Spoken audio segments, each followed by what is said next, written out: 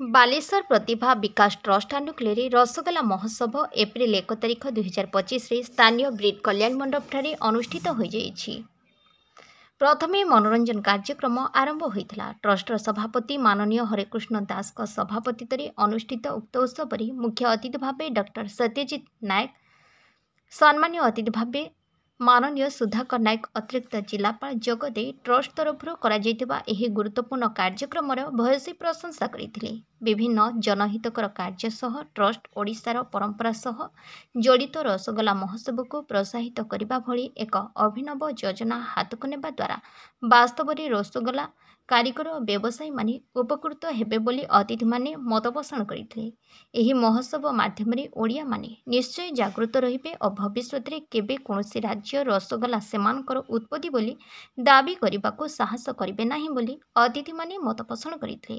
एही उत्सव रे ट्रस्टर डॉक्टर उपेन्द्रनाथ पात्र, डॉक्टर पंकज कुमार जेना, सीए संजीव नायक, किशोर दास, साइरुल हक, शंकर कुमार दिंडा, सौरी शंकर परिड़ा, लंबोदर नायक, चिन्मय विश्वाल, शेख इमरान, भावग्राही महांती प्रमुख कार्यकर्ता सहयोग करते। ट्रस्टर महिला कार्यकर्ता रश्मिता विश्वाल, संघमित्रा महांती, ज्योतिर्मयी सामल, शिप्रारेखा महापात्र, विद्युत प्रभा पंडा, सुसंध्या स्वाईं द्वारा कार्यक्रम स्वरूप प्रस्तुत होता। एथिरे जिलार विभिन्न विभागर 20 रसगोला व्यवसायी और 30 गोटी महिला संगठन विभिन्न पारंपरिक पिठा प्रदर्शित करते।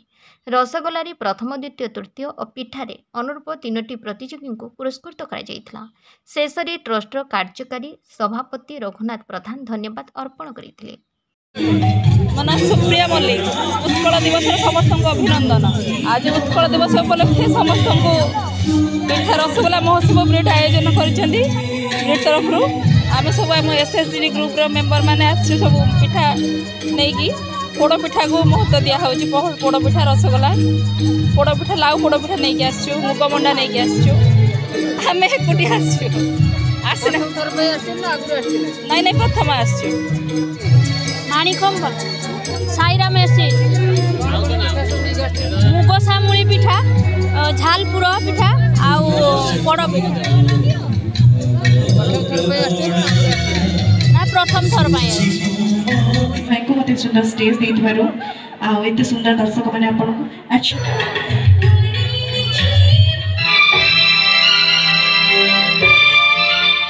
जेटा कि एई ओडिसा रो गीत जाको सोगठु आरंभ हैला।